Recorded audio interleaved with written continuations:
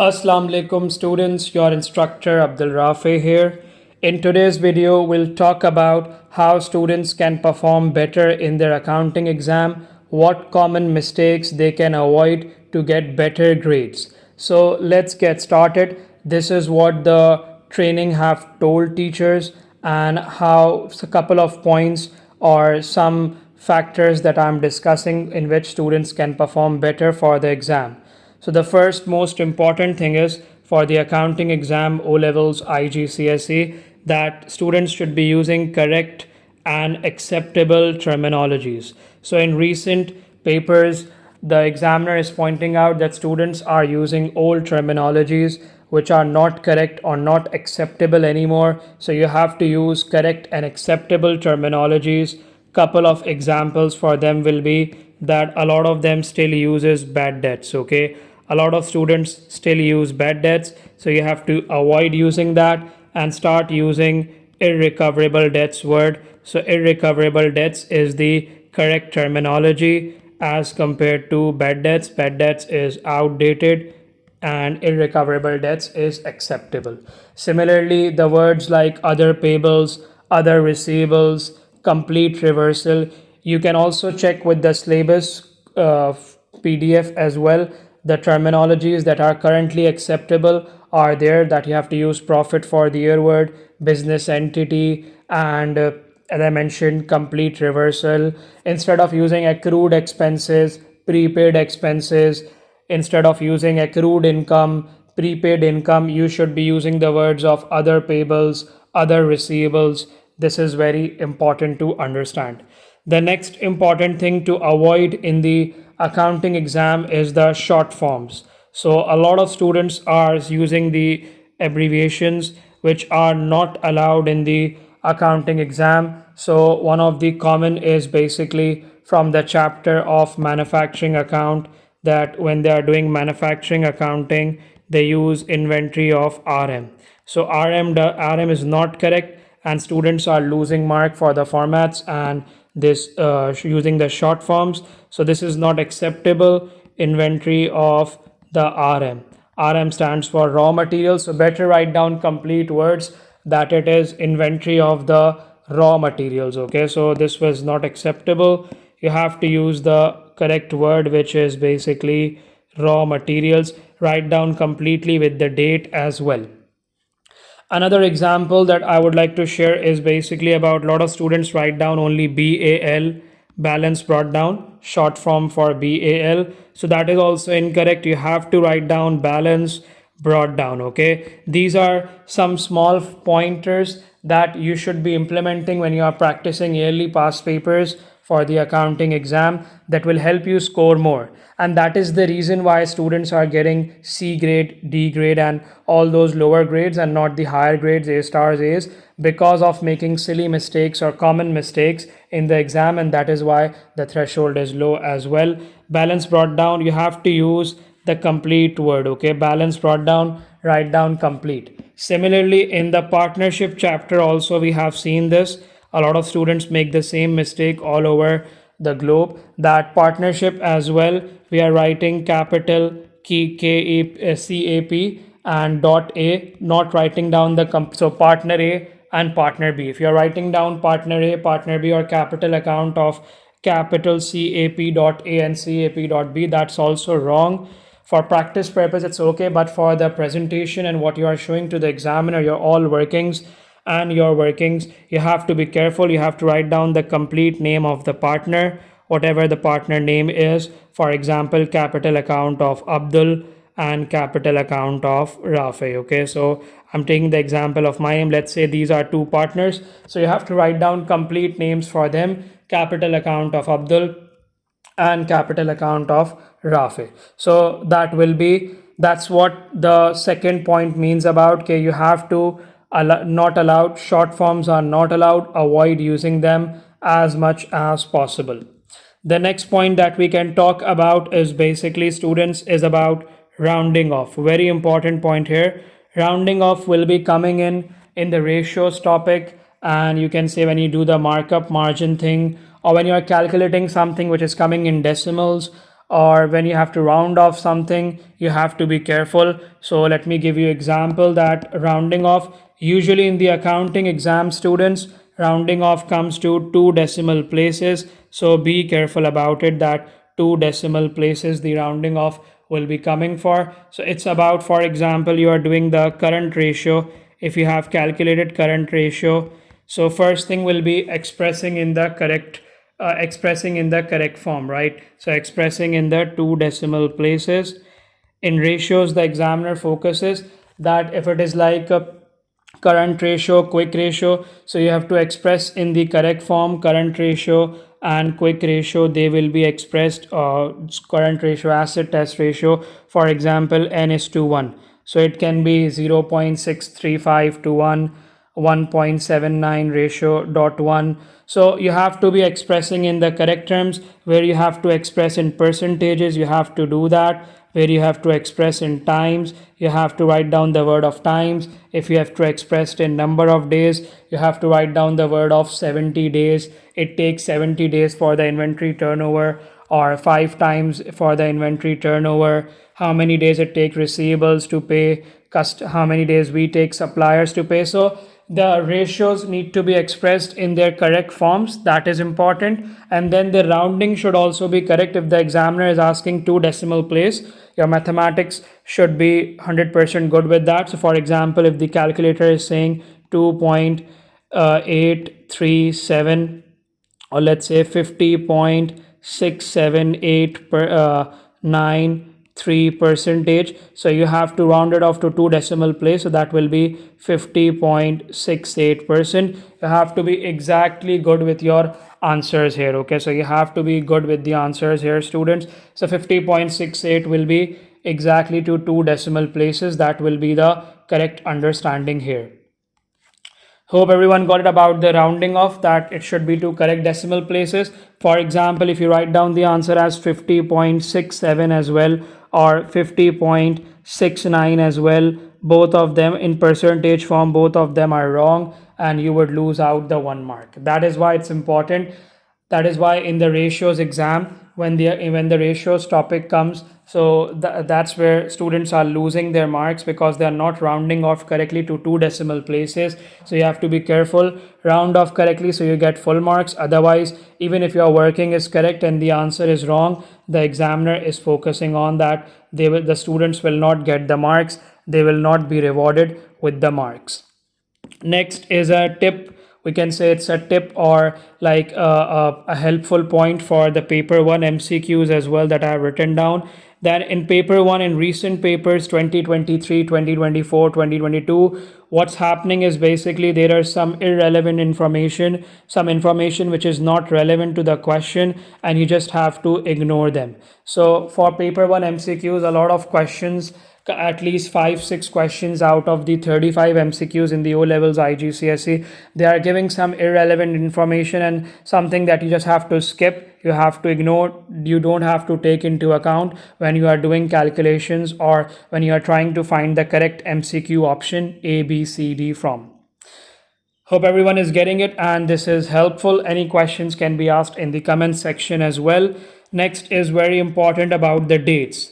So every marking scheme that teachers have access to, and whatever questions they are testing, particularly cash book, petty cash book, in the T accounts, any T accounts they ask for depreciation, for the other payables, or other receivables, or you can just simply say for the disposal of non-current assets, inventory account, any account. I'm just important that dates are very important. 1 mark is definitely for the date, students, so you have to be very careful with the dates as well. Make sure you know how to write down the dates as well. So let's say, for example, the exam is in 2025. So how does the date will look like in the T account? So the date in the T account will look like, students, that it is basically, sir, 2025, and let's say January 1st. That's how you write down the date. Let's try to put the closing date as well, 2025 December 31st. So that's how you put the first the year, and then below that the month, and then the date, that it is December 31st. Similarly, September 15th. Any dates are very important for the O Levels IGCSE accounting exam, students. Please follow carefully for the dates as well. Don't miss out on the dates. Don't miss out on the balance brought down. These are all easy marks to get in the accounting exam, all free marks. Formats are very important, theory is very important, and the analysis questions are very important, which I'm coming towards in a while. Next important thing is that these 2 points are interlinked, connected together, that a lot of students are not using the correct narratives in the T accounts. They are not explaining it correctly. So this point also have been mentioned by the examiner, that students need to focus a lot on what they are writing down in the T accounts and what terminologies you are using as well. So again, it's like a lot of transactions have the word written check. So check is not acceptable term. You have to use the word of bank, students. Okay, so please start focusing on from now that instead of using the word of check, if you are using the word of check, you have to use the word of bank from now on. Bank term is acceptable, but check term is not acceptable. And then what do we mean by that correct narratives are crucial? Correct narratives, what do we mean by correct narratives? So it's particularly linked with the control accounts as well, that is more linked towards it, but it can apply to any T account. So for example, what students need to understand is basically, if we have a transaction paid rent, for example, if you paid rent by check, okay, so if you paid rent by check, so rent account becomes debited, right? So rent account is debited and bank account is credited. So what students need to do, it's the correct narrative that matter. In the rent account, you should be debiting the rent account against the bank. Please understand carefully here. This is the rent account and this is the bank account. Okay, so in the rent account, this should be just an example. Rent account should be debited against the bank. Correct narrative, this is called the correct narrative being used. In the rent account is debited against bank, and bank account will be credited against the rent, whatever amount it is, against the rent account. So correct narratives need to be recorded. So a lot of times we are using the wrong narratives. You have to use the words of, for example, purchase contra set off. So contra entry always comes in the general journal. Okay, the general journal contra entry will go there. So you have to write down the complete word: purchase ledger control account debited and sales ledger control account credited. Okay, I'll repeat it. You have to write down purchase ledger control account debited and sales ledger control account credited for the contra entry. You can write down in the bracket, or for the convenience purpose or for easiness comfort level purpose, you can just write down in the bracket that it's a contra entry. You have to set off against each other with the lower of the amounts. And there are a lot of more transactions like sales, purchases. So be careful what's the correct narrative is, like which account will be debited against what value, against what correct terminology. That is what correct narratives are. Correct narratives is meant by that. Correct narratives are crucial so that you don't lose the marks. Okay, so a lot of students are losing the marks in writing down the check word, in writing down wrong T account words. Okay, so that is more important here. Next we talk about is another important point from the theory perspective. We have talked about from the numerics perspective a lot. The second part of this video, starting from now, is we'll talk about that how can you perform better, what should be the key things for the accounting exam, how do you go about, how do you solve the accounting exam paper 2, particularly with 1 hour 45 minutes. So let's talk about that as well. But before that, this point is important, that a lot of students are writing down, the examiner focused on a lot of students in the examiner, this is mentioned in the examiner reports as well, for the teachers to tell their students that the ratios comparison, a lot of time it's wrong, and a lot of students are losing the marks based on this, that the ratios comparison, they are doing it wrong. Students are using the words of higher, that one particular ratio is higher than the other particular ratio, or one particular ratio, for example, gross margin is higher than the net profit margin, the net profit, or lower than something like those. Two ratios, profitability ratios if you are comparing, or liquidity ratios you are comparing, or efficiency ratios, for example, trade receivables turnover is lower than trade payables turnover. So that is incorrect. Okay, you have to stop using this. You have to avoid using this mistake. Don't make these mistakes, students. It's better to write down that it is better that this competitor is better than this one. A is better. Business A is better than business C. uh, ABC company is better than XYZ company, better than or worse than. This ratio is worse than the liquidity ratio, or this ratio is better than this particular ratio. So you have to use the word of better than or worse than and avoid using the higher or lower words. Okay, that is from the theory perspective. Memorize the theory. You have the definitions comes a lot of times, definitions of bank overdraft, uh, unpresented checks, uncredited checks, what is the difference between standing order, direct debit. So a lot of time these direct definitions and the differences are being asked. State differences between receipts and payments account and income and expenditure account, three differences between them. What's the definition of accumulated fund? And in the club accounting, from the perspective why there is a minority balance in the control accounts, why do you have an overdraft balance, and what's the purpose of the bank reconciliation statements, the purpose of bank reconciliation statements, the purpose of trial balance. Okay, and what is margin, markup, all those things as well. Ratios, accounting concepts. Please explain the following terminologies. For example, we have business entity and money measurement concept, prudence concept as well. Moving forward, students, next we can talk about the analysis section part, that in the IGCSE and O levels accounting exam, there are three parts, each of 5 marks, totaling 15 marks, in which you have to give your decision, advice, questions. So a lot of students are losing marks. Examiner report says that students are not commenting on both sides. So you have to avoid that mistakes. You have to comment on both options, like whether you should go for it, or you have to make some points for and you have to give the points against the statement as well. So be careful, you have to give both sides of the argument, as well as 1 mark is always for the decision, whether you agree with the director, whether you agree or not, whether they should go with the proposal or not. Whatever the statement of the question is, you have to give your decision for 1 mark. Make sure to write down a balanced answer.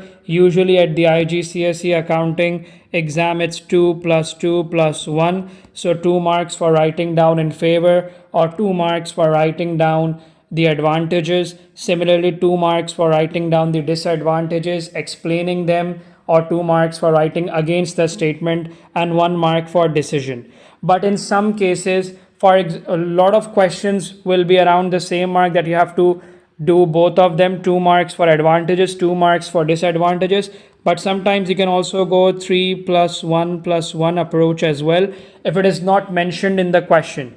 If they are just saying that you have to discuss on both, then it's okay. If you have to discuss on both, then this 100% you have to go for it. But if they are not mentioning anything, you can go 3 points for which you are favoring, 1 point for the against, and then 1 mark for the decision. That is less recommended. But sometimes if you are stuck in the exam and the examiner haven't mentioned in the exam that you have to write down two for each points, 2 points for each option, then it's better you can do 3-1 approach as well, that 3 points for the statement that you are in favor of, 1 for against, and 1 mark again for the decision as well.